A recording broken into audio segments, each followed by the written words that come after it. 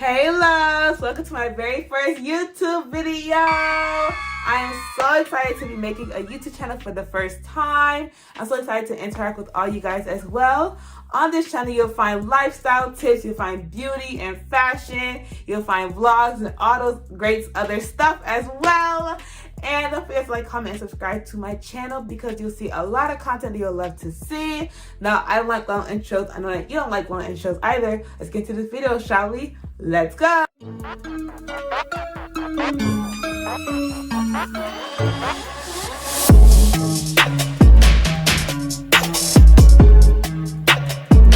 So, as you can see by the title of this video, we're going to be talking about how I became a pescatarian and my experiences with pescatarianism as well.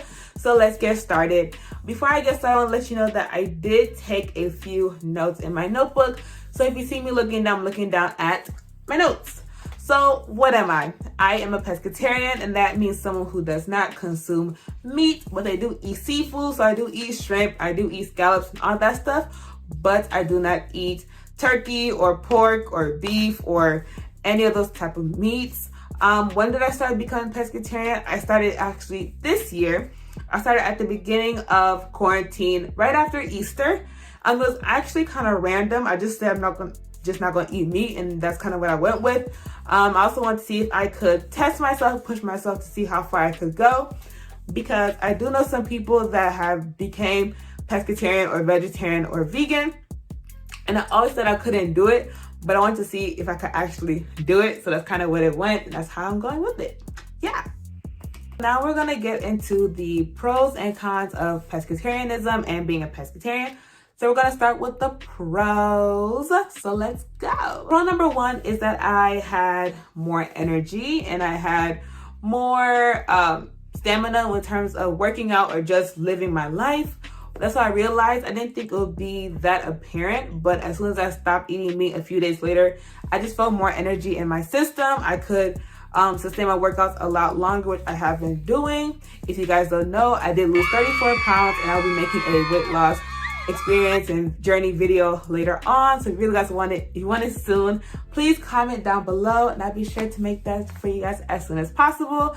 So yeah, I was able to work out longer. I could do 30 to 45 minutes workouts without breathing that hard, which is kind of weird because I thought I'd be like panting, but once I get up meat, I could just have more energy. So that shows how much like being a pescatarian and changing your diet can influence your body, influence your body transformations, which I did not expect to happen.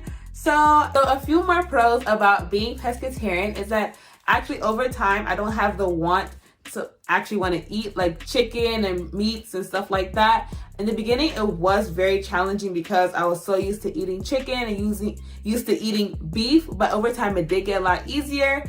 And another pro about being pescatarian is that I can expand my palate when it comes to different foods. Being pescatarian does not mean that I do not eat.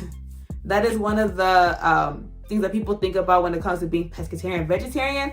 I still can explore different food options, and actually taught me how to cook more and different foods in comparison to just eating like pork-based dishes or chicken-based dishes. I was able to really tap into different cultures and different types of food options, which I really enjoyed, because some of them in the beginning, they were a little interesting. I'm not gonna lie to you, but now like I really started liking foods such as tofu and other foods like that. I started eating quinoa as well, which I definitely enjoy. You guys should try it if you haven't tried it. And yeah, they're really interesting foods because I became pescatarian. So now we're gonna get into a little bit of the cons when it comes to pescatarianism. So the first one is that when I'm going out to eat with my friends and family, prior to when COVID really got bad, I had to definitely look at the menu prior to going to the restaurants, because just to make sure that everything was not just chicken and pork, because it is a little bit harder when it comes to choosing food and going out to restaurants, but I did not let that stop me. Another con is that seafood is very expensive to buy, but another thing is that don't let the price of seafood stop you from being pescatarian. If you want to be pescatarian, been selling your heart, I would say just go for it, just start, because in the beginning it will be really a little bit challenging when it comes to choosing like the type of food you have to eat, but after some time it does get easier. That's how it is for me. I have been pescatarian for a few months. The beginning was challenging, but I'll say just go for it, just try it out. because you will see changes in your body, you will see changes in your lifestyle. So don't let the price of food and seafood stop you from wanting to be pescatarian. So now I'm going to talk about being a pescatarian within an African household. So let's get started. Woo. Wait, before I start with that section of this video, don't forget to like, comment, and subscribe to your girl's channel. That would be so great. In fact, I'm going to give you 10 seconds to like this video and subscribe. Ready? Go.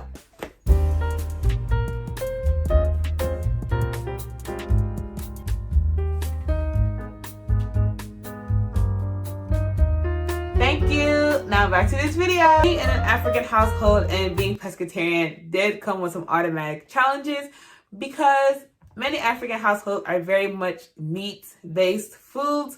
So even things that shouldn't have meat in them have meat in them or have meat in them now.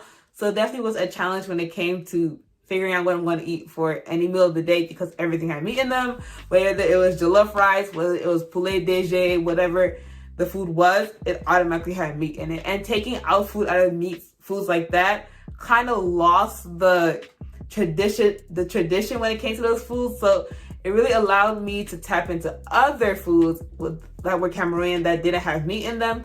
Though there were few, I still was able to try those, which again expanded my palate. Now I'm going to talk about being a pescatarian and moving back to campus as well. So there was a little bit of a transition and a little bit of a challenge when I came back to campus because when I was at home, I had more control over what I was able to eat and what foods I wanted to eat because most of the foods that I made myself because my family is not pescatarians or vegetarians whatsoever. If you live in an African household, then you definitely know the struggle, as I said previously before. So yeah, I had more control when it came to cooking my own foods because I could add my own seasonings and my own spices to the foods. But when I came back to campus in the fall, this past fall, our dining hall already had fewer options because of COVID. A lot of the dining halls weren't able to have the full menus like they would have if it was a regular school year. And then on top of that, in general, dining halls really don't offer many vegetarian or like really good vegetarian, pescatarian dishes. So it really was hard for me to actually choose and make my own meals.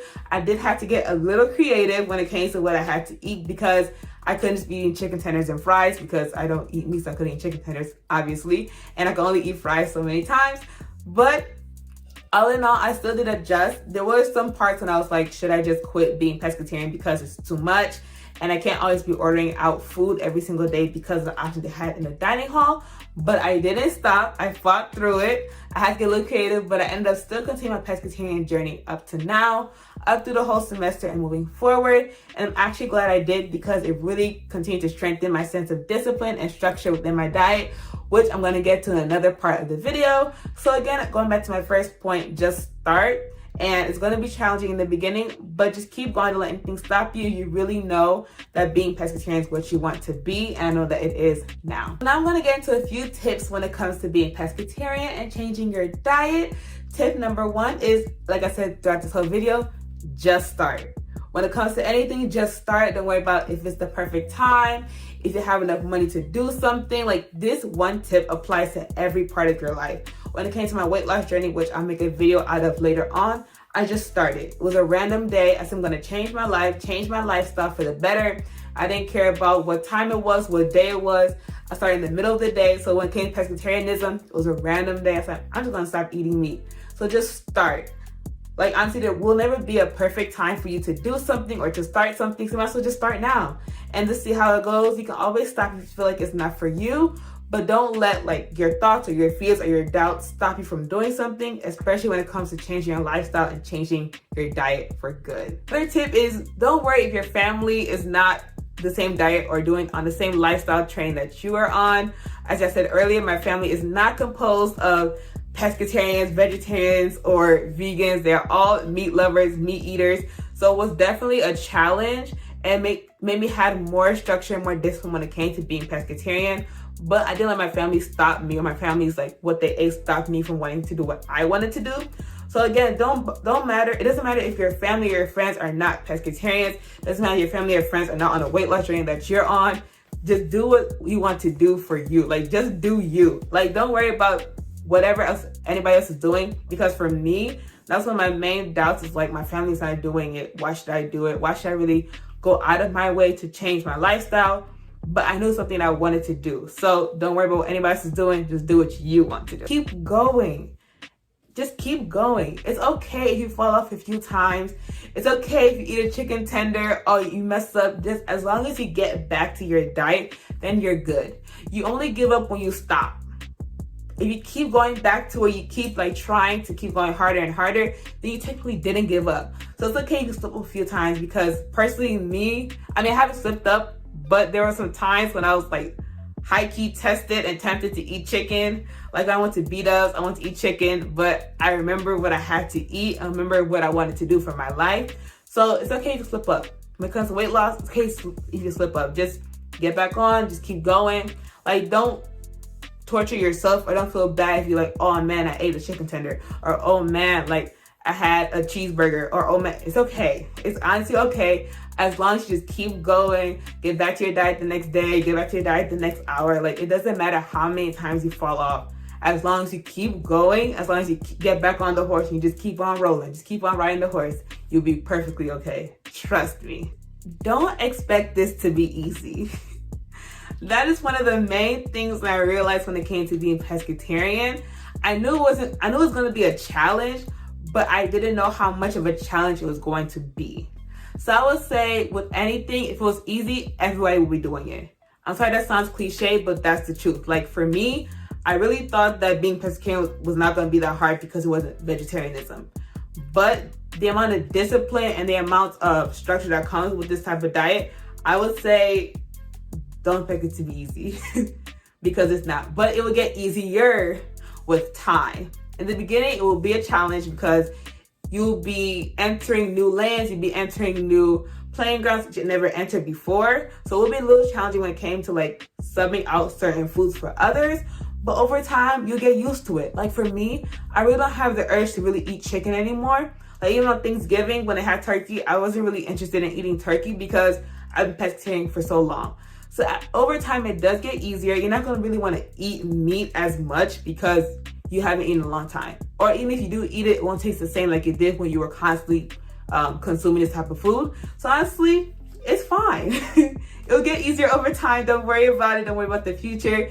Just start. Another tip I have for you guys is if you're planning on becoming vegetarian or vegan or keto, any type of diet like that, I would definitely say to start off with pescatarianism because it is a nice segue into those types of diets. I would say jumping straight into vegetarianism or veganism, you will definitely have the urge to just quit altogether because you're jumping into the deep end. So I'll say a nice kind of transitional diet change is pescatarianism because you're only cutting out meat in comparison to just cutting out everything from animals or meat and seafood altogether, or cutting out carbs and stuff like that. I'll say just start with pescatarianism and then work your way down. So the next section is going to be about things that I realized and things that happened during my transition into being pescatarian.